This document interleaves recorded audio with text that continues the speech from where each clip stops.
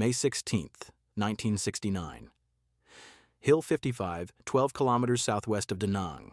The heat is already unbearable at 0600 hours, and Gunnery Sergeant Carlos Hathcock can feel sweat pooling beneath his boonie hat before the sun has fully cleared the horizon.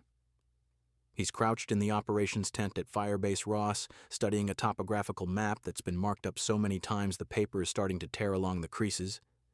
His spotter, Corporal John Burke, stands beside him, methodically checking the scope on their M40 rifle for the third time this morning. "They hit the perimeter again last night," the Firebase commander, Captain Mitchell, says, jabbing his finger at 3 points on the map. "Probing attacks. Testing our response times. Intelligence says there's at least 2 companies of NVA regulars in the valley below, maybe more moving down from the mountains." Hathcock doesn't look up from the map. His finger traces the ridgeline that runs north from Firebase Ross, a natural approach that offers cover and concealment for anyone trying to get close enough for a ground assault. It's textbook infiltration terrain, the kind of ground that swallows entire platoons if you're not careful. "They're going to come from here," Hathcock says quietly, tapping a spot roughly 800 meters from the Firebase perimeter. "This saddle between the 2 peaks. It's the only approach where they can mass forces without being silhouetted against the sky." Captain Mitchell studies the map, then looks at Hathcock with the expression of a man who's already made a decision he doesn't like. "I need eyes on that approach. Continuous observation. But I can't spare a squad. I'm already undermanned on the wire. And if they hit us in force, you want a 2-man LPOP, Hathcock finishes for him. Listening post, observation post. The most dangerous assignment in the Marine Corps, sitting exposed in enemy territory armed with nothing but a rifle and a radio, watching for an attack you probably won't survive reporting. "I need my best," Mitchell says simply. Hathcock finally looks up. At 30 years old, he's already legendary in Marine sniper circles. The white feather he wears in his hat band is known from Con Tien to the Mekong Delta. The NVA have a bounty on him, $30,000, a fortune in a war where the average enemy soldier makes less than that in a lifetime. They call him Long Trong, White Feather. They've sent their own snipers to hunt him. None have succeeded. "How long?" Hathcock asks. 72 hours minimum, maybe longer if the resupply birds can't get through. Burke shifts his weight, and Hathcock can hear the young corporal's breathing change slightly. 72 hours in no man's land with at least 400 enemy soldiers somewhere in the jungle below them. Burke is 22 years old from a farm town in Iowa, and he's been Hathcock's spotter for 6 months. He's good, patient, sharp-eyed, and steady under fire. But this is different. "We'll need extra batteries for the radio," Hathcock says. "And I want to carry double ammunition. If they spot us up there, we're not getting extracted before dark." Mitchell nods. "You'll have whatever you need. There's a supply hump going out at 0800. You'll insert with them, then break off before they reach the perimeter patrol limit." Hathcock rolls up the map and hands it to Burke. "Get our gear sorted. I want to be carrying no more than 60 pounds total. Water, ammo, and radio. That's it. Everything else stays here." As Burke moves toward the exit, Hathcock pulls out a small green notebook from his breast pocket. The same notebook where he records every shot, every confirmed kill, every mission. He flips to a blank page and writes the date, May 16th, 1969. Below it he writes, "Hill 700 LPOP mission, Firebase Ross Defense." He doesn't write what he's thinking, that Captain Mitchell didn't ask for a listening post. He asked for a tripwire. 2 men placed in the path of an entire NVA regiment expected to call in fire and die in place while the Firebase prepares to be overrun. But Hathcock has no intention of dying. Not here, not like this. By 0745 hours, Hathcock and Burke are camouflaged and loaded. They've stripped down to essentials. No entrenching tools, no ponchos, no creature comforts. Burke carries the M40 rifle, an AN-PRC-25 radio, and 400 rounds of 7.62 mm ammunition distributed between magazines and bandoliers.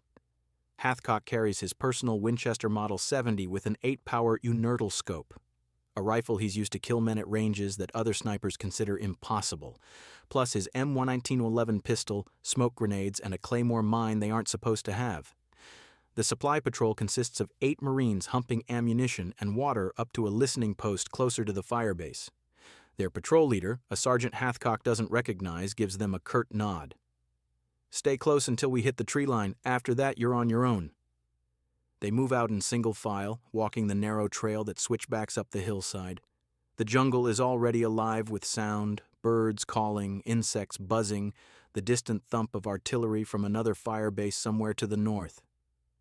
Hathcock walks near the rear, his eyes constantly scanning the vegetation on both sides of the trail.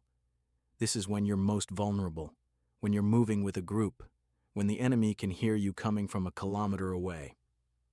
At 8:30, the patrol reaches a junction where the trail splits. The main group continues east toward their assigned listening post. Hathcock and Burke slip into the jungle without a word, moving southwest toward the ridgeline that overlooks the valley. The transition is immediate and absolute. One moment, they're part of a patrol, surrounded by other Marines connected to the fire base by radio and proximity. The next moment, they're alone. The jungle swallows them, and Hathcock can feel the weight of isolation settle across his shoulders like a physical thing. They move slowly now, placing each foot carefully, avoiding dry leaves and branches. Burke is 3 meters behind Hathcock, matching his pace exactly. Every 50 meters, they stop and listen.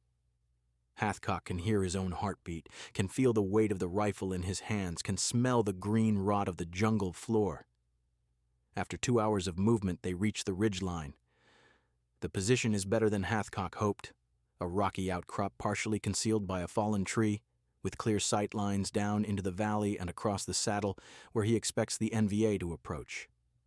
Below them, the jungle stretches away in every direction, an ocean of green broken only by the occasional bomb crater or burned patch from napalm strikes. "This is it," Hathcock whispers. "Set up the radio. I'm going to glass the valley." While Burke establishes communications with Firebase Ross, Hathcock settles behind his rifle and begins the methodical process of studying the terrain below. Through his scope, he can see trails, clearings, suspicious patterns in the vegetation that might indicate camouflaged positions. He notes everything in his mental map, distances, landmarks, dead spaces where the enemy could hide. And then, at 16:45 hours, he sees them. Movement in the valley, perhaps 1,200 meters away. Not animals. The pattern is wrong. Too organized, too purposeful. Hathcock adjusts his scope and watches as a column of NVA soldiers emerges from the jungle, moving in tactical formation. He counts them as they pass through a small clearing. 20, 30, 40 men.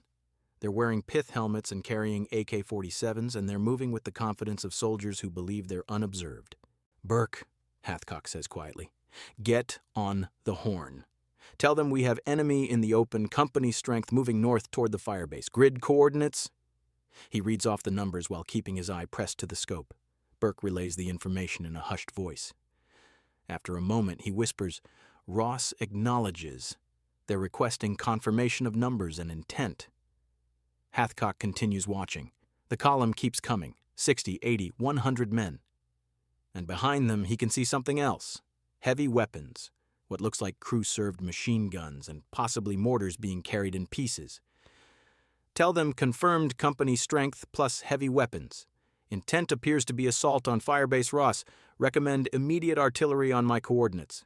There's a longer pause this time. Then Burke says, "Ross says negative on artillery. They don't want to reveal your position. They want continuous updates on enemy movement." Hathcock pulls back from his scope and looks at Burke. The young corporal's face is pale, and Hathcock can see he understands what this means. They're not here to call in fire. They're here to watch the NVA assemble, count them, track them, and die quietly when the enemy discovers them. "Acknowledge," Hathcock says. Then he returns to his scope. By nightfall, he's counted over 250 NVA soldiers moving into positions in the valley below Firebase Ross, and he knows, with absolute certainty, that the attack is coming. May 17th, 1969. 445 hours. Hill 700. Carlos Hathcock hasn't slept. Neither has Burke. They've taken turns on the scope through the night, watching the jungle below come alive with movement that only reveals itself through the greenish glow of their starlight scope. A piece of experimental technology that turns moonlight into ghostly images of men preparing for war.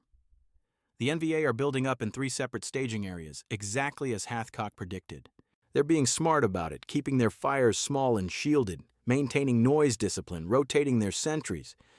These aren't provincial VC guerrillas.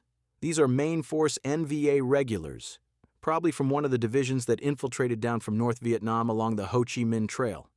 They know what they're doing. Burke is hunched over the radio, whispering into the handset. "Ross, this is Longshot 2-1. We have enemy personnel continuing to mass in all three staging areas. Estimate now 300 plus, with confirmed heavy weapons including what appear to be 82mm mortars and 12.7 heavy machine guns. They're preparing assault positions. Recommend immediate artillery fire. Mission over." The response comes back in a burst of static. "Longshot 2-1 Ross, negative on fire mission. Higher wants your position to remain covert for continuous observation. Do not compromise your position. Acknowledge. Over." Burke looks at Hathcock, and for the first time since they've been working together, Hathcock sees something close to fear in the young man's eyes. "Gunny, they're going to hit the fire base at dawn. We can see their entire assembly area. Why won't they let us call fire?" Hathcock knows why. Some staff officer at division has decided that 2 Marines on a hilltop are worth more as intelligence collectors than as forward observers. They want complete battle damage assessment after the attack, detailed reports of enemy tactics and equipment. They've written off Firebase Ross, and they've written off Longshot 2-1. "Because we're not here to stop the attack," Hathcock says quietly. "We're here to watch it happen." But Carlos Hathcock didn't survive 3 tours in Vietnam by following orders that would get him killed.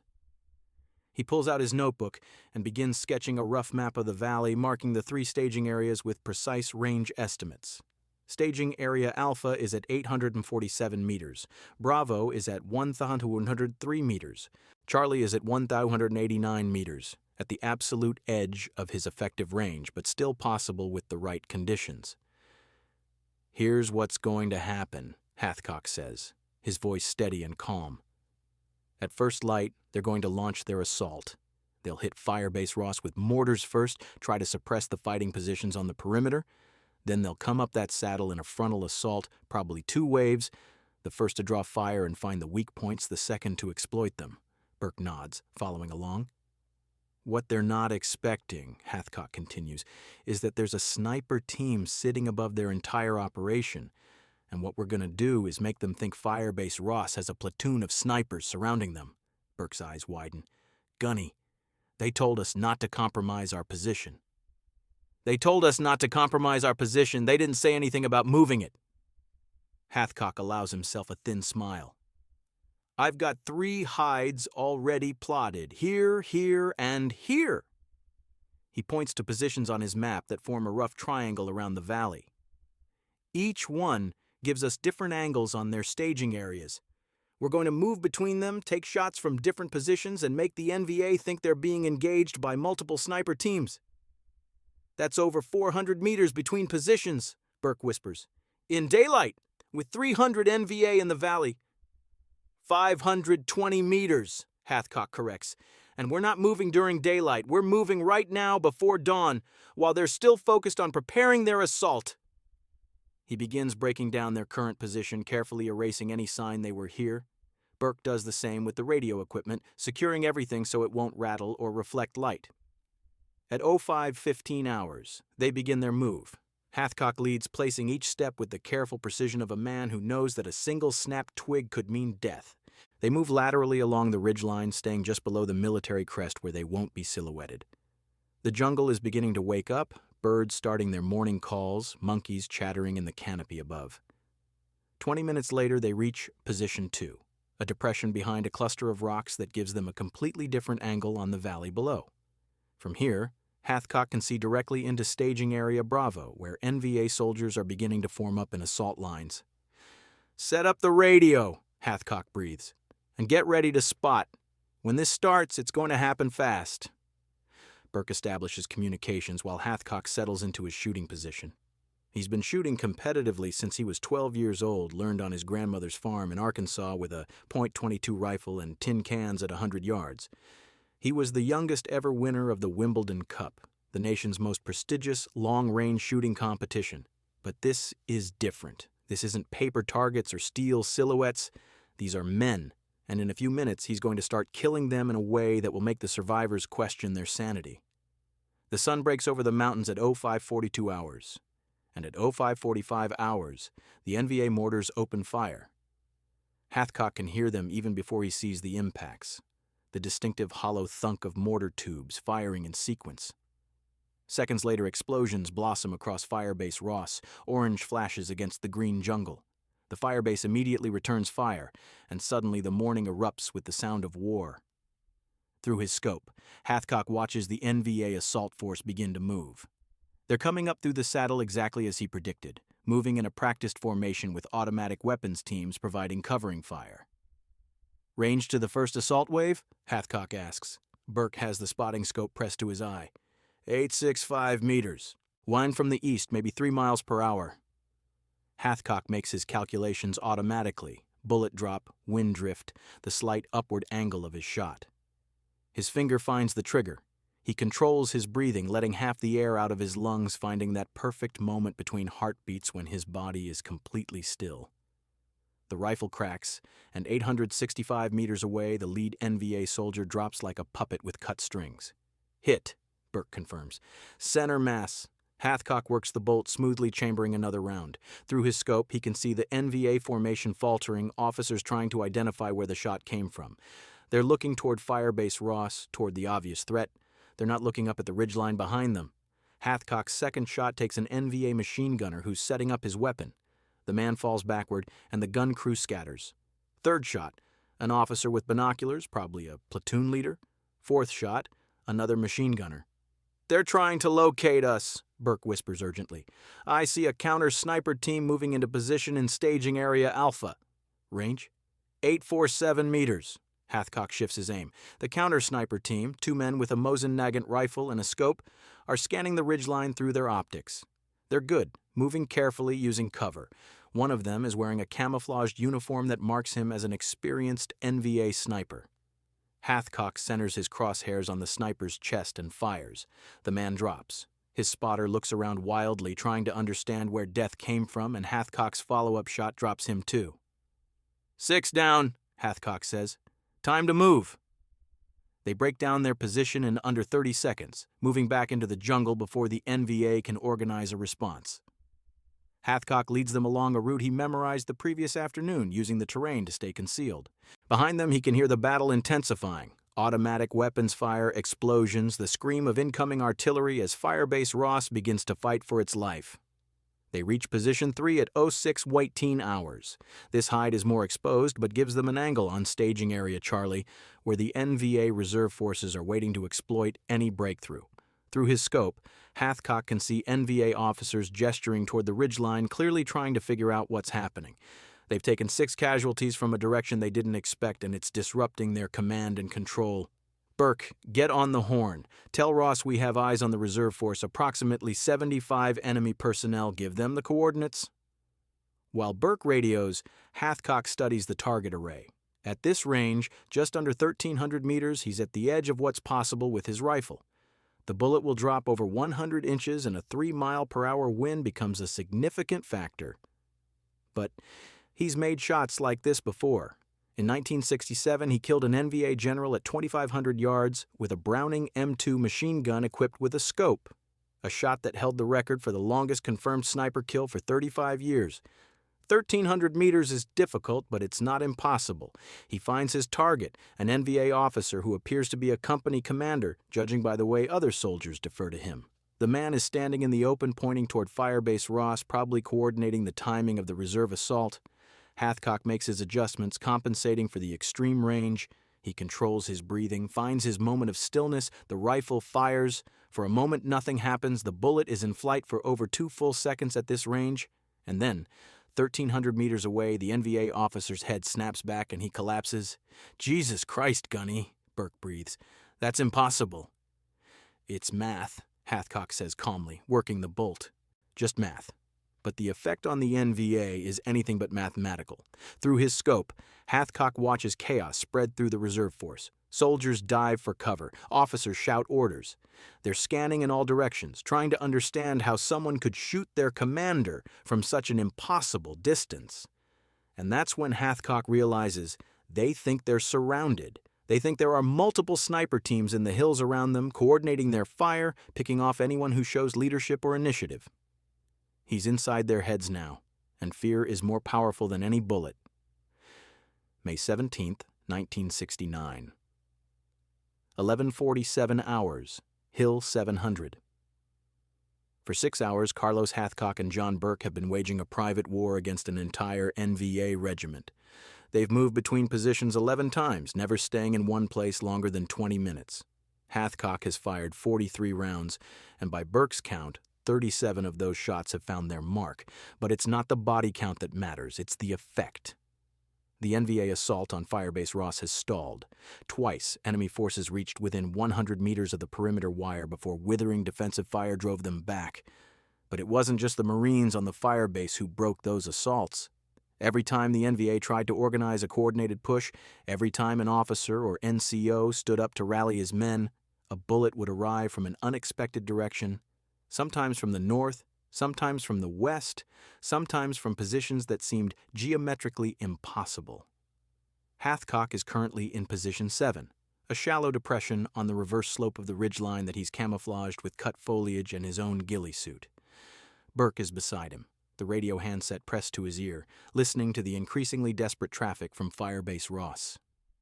"They're calling for a medevac," Burke whispers. "Ross has 14 wounded, 3 critical, but the birds can't get in. The LZ is still taking mortar fire."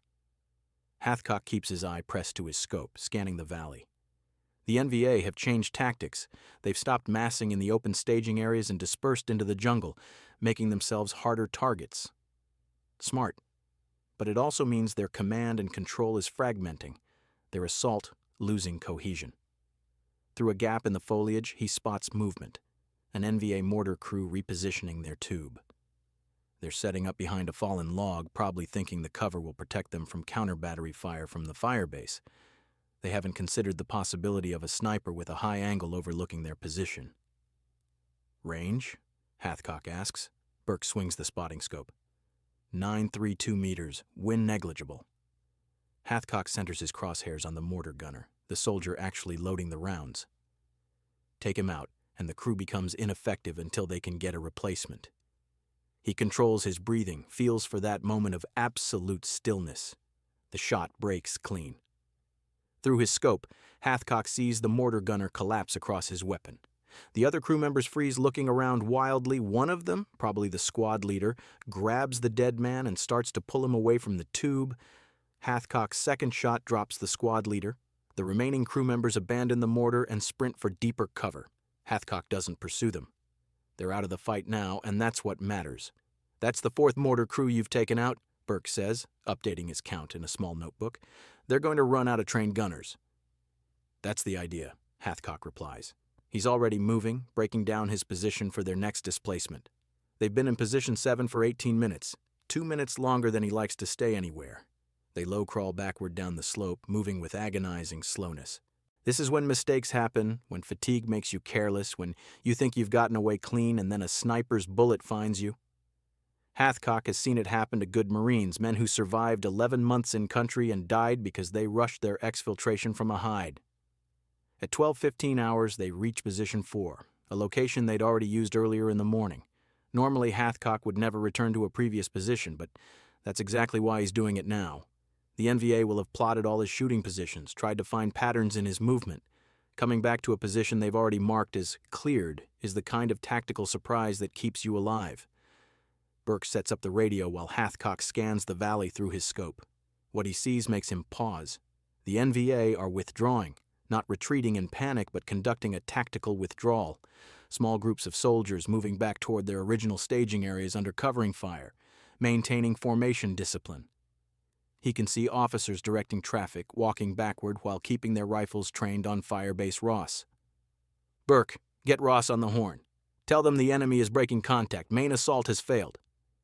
While Burke relays the information, Hathcock continues to observe. The NVA have taken significant casualties. He can see bodies scattered across the saddle between the Firebase and the valley, clusters of dead around disabled machine gun positions. But they're extracting their wounded, carrying them back into the jungle on makeshift stretchers. Disciplined, professional. And they're leaving behind a rear guard, 2 heavy machine gun positions that will cover the withdrawal. "Ross is confirming," Burke says. They're seeing the same thing. Enemy forces pulling back to the valley. Ross Actual is requesting, "Gunny, they want to know if we can interdict the withdrawal." Hathcock considers this. The smart play is to let them go. The NVA assault has failed, Firebase Ross is secure, and Hathcock and Burke have accomplished their mission several times over. They could sit tight, let the enemy withdraw, and extract once the Firebase sends out a patrol. But that's not how Carlos Hathcock thinks. "Tell Ross we can slow them down," Hathcock says, "but we're going to need them to do something for us." "What's that, Gunny?" "Tell them to fire a spotter round into the valley, white phosphorus, airbursts, right over the main withdrawal route. I want to see how the enemy reacts, get a read on where their command element is positioned." Burke relays the request. 30 seconds later, an artillery round screams overhead and detonates above the valley in a brilliant white flash. The effect is immediate. NVA soldiers dive for cover, and Hathcock watches through his scope as two men who don't take cover start shouting orders and pointing. Officers, possibly battalion-level leadership judging by the way soldiers respond to them. Range to those two officers near the creek bed? Burke acquires the target. 1047 meters. It's a long shot through triple canopy jungle with only intermittent gaps in the foliage. Hathcock studies the terrain, tracking the path the bullet will need to fly. There's a window, maybe 2 feet wide, where the vegetation opens up. If he times it perfectly, if the officers stay where they are for just 5 more seconds. He puts the crosshairs on the gap and waits. One of the officers moves into the opening, still gesturing toward his troops. Hathcock fires. The bullet transits the gap and the officer drops. His companion spins around trying to locate the shooter and steps directly into Hathcock's point of aim. The second shot follows 3 seconds after the first. Both officers down. The effect ripples through the entire NVA formation. The organized withdrawal becomes confused, units stopping and looking for guidance, junior leaders trying to figure out what happened. The rearguard machine gunners abandon their positions and fall back. "Ross is reporting enemy withdrawal accelerating," Burke says, listening to the radio. "They're in full retreat now. Ross Actual says, he says outstanding work, long shot 2-1. But Hathcock isn't finished. Through his scope, he's tracking a group of NVA soldiers who are moving differently from the others, not withdrawing toward the staging areas, but moving laterally along the base of the ridgeline. They're carrying AK-47s and what looks like specialized equipment wrapped in canvas. Counter-sniper team. They've finally figured out roughly where Hathcock must be operating from, and they're coming to hunt him. "We've got company," Hathcock says quietly. 6 enemy, moving toward our position, range approximately 600 meters and closing. Burke shifts his spotting scope. "I see them. They're staying in the vegetation, using cover effectively. These guys know what they're doing." "Yeah, they do." Hathcock watches the team move. "They're employing proper counter-sniper tactics, zigzagging paths, using terrain masking, never exposing more than 1 man at a time.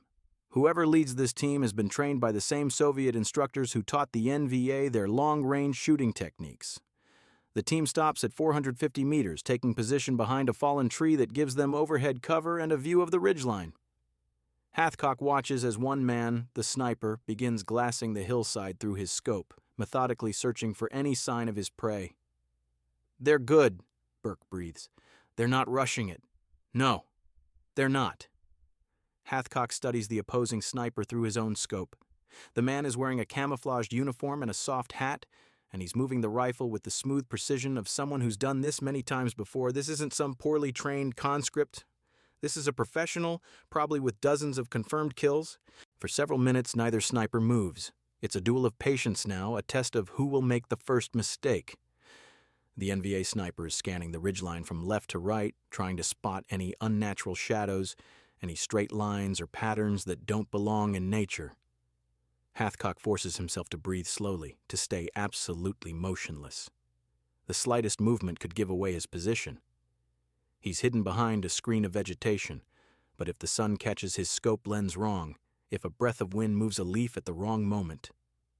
The enemy sniper's rifle swings toward Hathcock's position and stops. For 3 heartbeats, Hathcock stares at the other man through his scope, knowing that the other man is staring back through his own optics. Neither can see the other clearly. There's too much vegetation, too much camouflage. But both know the other is there, somewhere in that small patch of hillside. It's the other man who breaks first.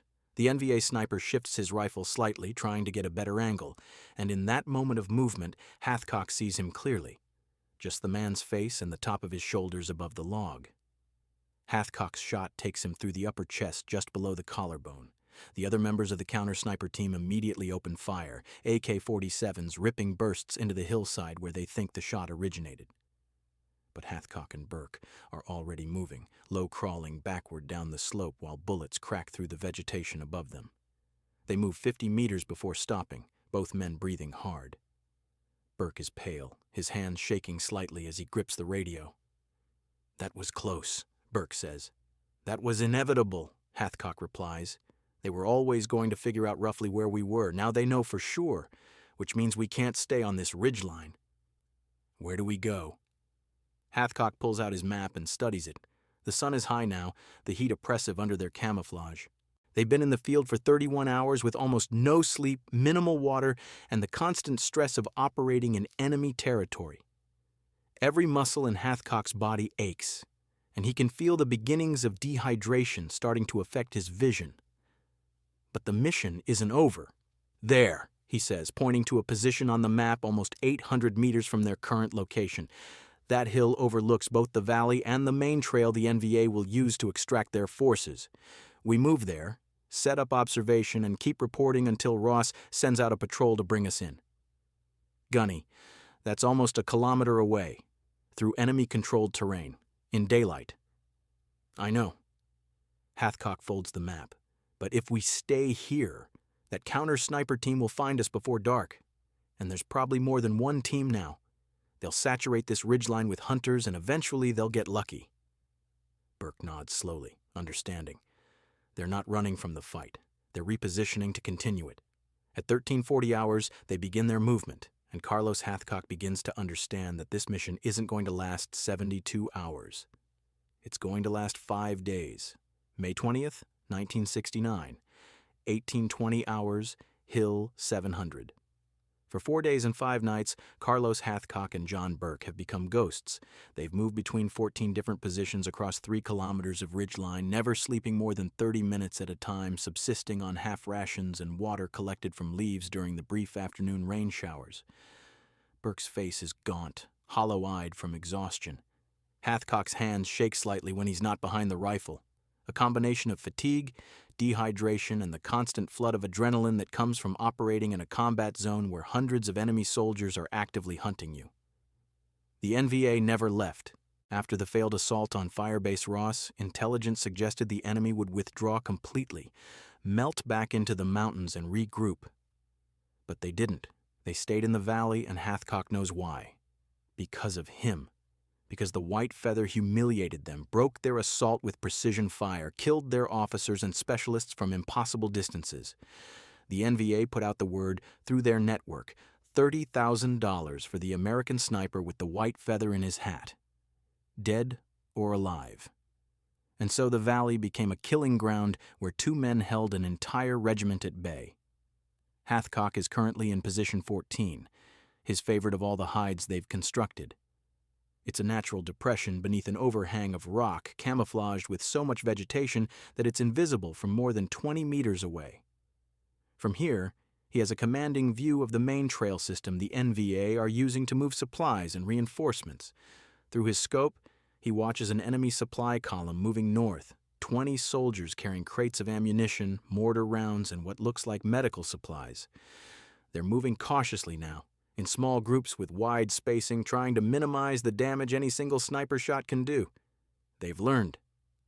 But they haven't learned enough. "Range to the lead element?" Hathcock whispers. Burke, who looks like he's aged 5 years and 4 days, puts his eye to the spotting scope. 798 meters. Wind from the northwest, maybe 4 miles per hour. Hathcock doesn't take the shot. The lead element is combat troops providing security. Behind them are the valuable targets, the soldiers carrying heavy loads, the ones who can't move quickly, the ones whose deaths will mean lost supplies and reduced combat effectiveness. He waits. The supply bearers move into his kill zone, hunched under their loads, rifles slung. Hathcock picks his target, a soldier carrying what appears to be a wooden crate of mortar rounds. The crate is heavy enough that the man is struggling, stopping every few meters to rest. The shot breaks, and the soldier drops. The crate falls, splits open, and mortar rounds scatter across the trail. Before the other soldiers can react, Hathcock works the bolt and fires again. The second round hits one of the loose mortar rounds. The explosion is catastrophic. Secondary detonations chain through the scattered ammunition, and suddenly the trail erupts in a series of blasts that tears through the supply column. Soldiers are thrown into the air, others dive for cover, and the organized column dissolves into chaos. "Jesus," Burke breathes. "You just destroyed their whole resupply." "Not the whole thing," Hathcock says, already scanning for new targets. "But enough." He puts 2 more rounds into soldiers trying to recover salvageable supplies, then signals Burke to start packing. They've been in this position for 40 minutes, far too long. The NVA will have heard the explosions, will be organizing a reaction force right now. But as they begin their withdrawal, Burke suddenly grabs Hathcock's arm. "Gunny, wait! Listen!" Hathcock freezes. He can hear it now. Voices. Vietnamese voices, close, very close, maybe 50 meters down the slope, moving up the hill toward their position. They're trapped. Hathcock makes his decision in less than 2 seconds. He signals Burke to stay absolutely still, then reaches for the Claymore mine they've been carrying since the first day, the mine they weren't supposed to have, the mine he took from Firebase Ross just in case. Moving with agonizing slowness, he positions the mine facing down the slope and runs the command wire back to their hide. Then he and Burke press themselves flat against the rock, covered by their ghillie suits and the vegetation, barely breathing. The voices get closer. Through gaps in the foliage, Hathcock can see them now. 6 NVA soldiers, part of a counter-sniper team, moving up the hill in a search pattern. They're checking every possible hide, every depression and outcrop, professional, methodical, and they're moving directly toward position 14. The lead soldier is 10 meters away when he stops, holding up his hand. He's seen something. Maybe a footprint, maybe a broken branch, some tiny detail that betrayed their presence. He signals to the others and begins moving forward, his AK-47 at the ready. 8 meters, 7 meters, 6 meters. Hathcock's hand is on the Claymore clacker, his thumb on the trigger. 5 meters. The soldier is staring directly at the hide now, trying to see through the camouflage. His eyes narrow. 4 meters. He opens his mouth to shout to his companions. Hathcock squeezes the clacker. The Claymore detonates with a sound like the end of the world, sending 700 steel ball bearings through the vegetation in a 60-degree arc. The blast is so close that Hathcock feels the concussion through the rock, feels debris pattering down on his back. When he looks up, the hillside is torn apart, shredded vegetation, disturbed earth, and the 6-man counter-sniper team simply gone. The Claymore at close range doesn't leave wounded, it leaves craters and silence. "Move!" Hathcock hisses, and they're up and running, abandoning their carefully constructed hide, running laterally along the ridgeline because going down would take them directly into enemy positions and going up would silhouette them against the sky. Behind them, he can hear shouting, the sound of many men moving through the jungle. The NVA are converging on the explosion site, and within minutes, they'll realize the counter-sniper team is dead and the American snipers are on the run. Hathcock and Burke run for 200 meters before dropping into a hasty fighting position behind a fallen tree. Both men are gasping for breath, and Hathcock can feel his heart hammering against his ribs. Burke's hands are shaking so badly he can barely hold the radio handset. "Long shot. 2-1 to Ross," Burke gasps into the radio. "We are blown. I say again, our position is compromised. Enemy is actively hunting us. Request immediate extraction. Over." The response comes back almost immediately. "Long shot 2-1 Ross. Understand you are compromised. Be advised we have QRF spinning up now. Can you move to primary extraction point Lima Zulu 3 over?" Burke looks at Hathcock, who pulls out his map. Lima Zulu 3 is 600 meters away, an open hilltop where helicopters can land. But to reach it, they'll have to cross terrain that's now swarming with enemy soldiers who know exactly where they are. "Negative," Hathcock says, and Burke relays, "Negative on Lima Zulu 3, too hot. Request alternate extraction point." There's a pause. Then, "Long shot 2-1, closest alternate is Lima Zulu 7, 1.2 kilometers from your current position. Can you make that distance?" Hathcock looks at Burke. The young corporal is exhausted, running on pure adrenaline and willpower. They've been in the field for 4.5 days with almost no sleep, minimal food and water, and constant combat stress. Burke's face is pale, his movements are slow, and Hathcock can see the early signs of heat exhaustion setting in. But Burke meets his eyes and nods. "I can make it, Gunny." "Tell them affirmative," Hathcock says. "We'll be at Lima Zulu 7 in 45 minutes, but they need to have those birds in the air now. We're not going to be able to wait around." Burke relays the message while Hathcock does a quick inventory. They're down to less than 50 rounds of ammunition between them, 1 smoke grenade, and half a canteen of water. The radio battery is dying, and somewhere behind them an unknown number of NVA soldiers are organizing a manhunt. "Let's move," Hathcock says. "Fast and quiet. If they catch us in the open, we're done." They begin moving, not running now, but traveling at a fast walk using terrain and vegetation for concealment. Hathcock leads, following a route he memorized from the map, a dry stream bed that will give them cover and concealment for at least half the distance. At 1845 hours, they hear the helicopters, the distinctive whoop, whoop, whoop of Huey rotor blades somewhere to the north, the quick reaction force inbound to pull them out. But they're still 400 meters from the extraction point. And then they hear something else. Voices behind them. Commands in Vietnamese, the sound of many men moving through the jungle, not trying to be quiet anymore, just trying to close the distance. "They're coming," Burke says, his voice tight with fear. "I know. Keep moving." They break into a jog, abandoning stealth for speed. The stream bed opens up ahead of them, and beyond it, Hathcock can see the hilltop where the helicopters will land. 300 meters, 250. Behind them, the first shots crack out, AK-47s firing on automatic, bullets snapping through the vegetation around them. The NVA have them in sight now. "Run!" Hathcock shouts, and they're sprinting, crashing through the undergrowth, abandoning all tactical discipline.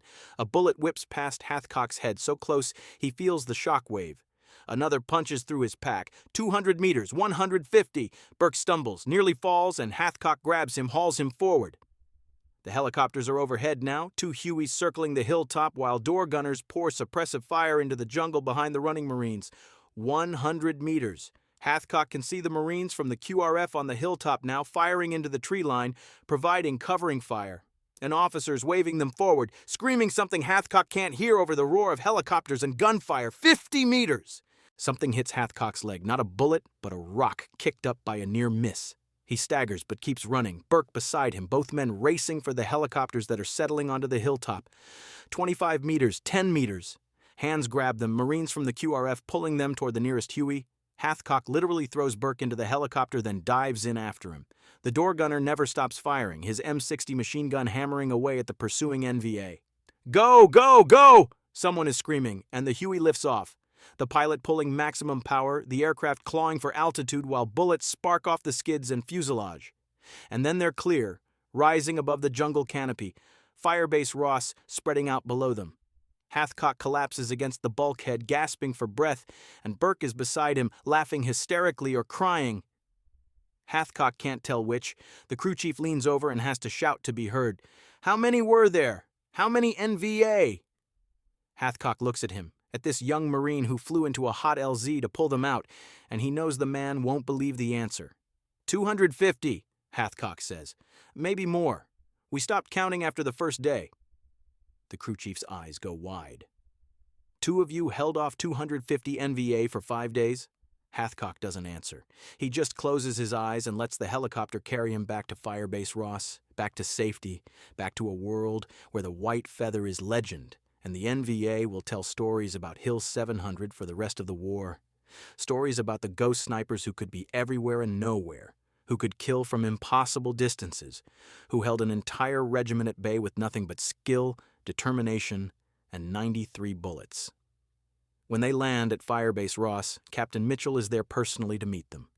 He helps Hathcock out of the helicopter, and Hathcock sees something in the officer's eyes that he's rarely seen directed at him. Awe.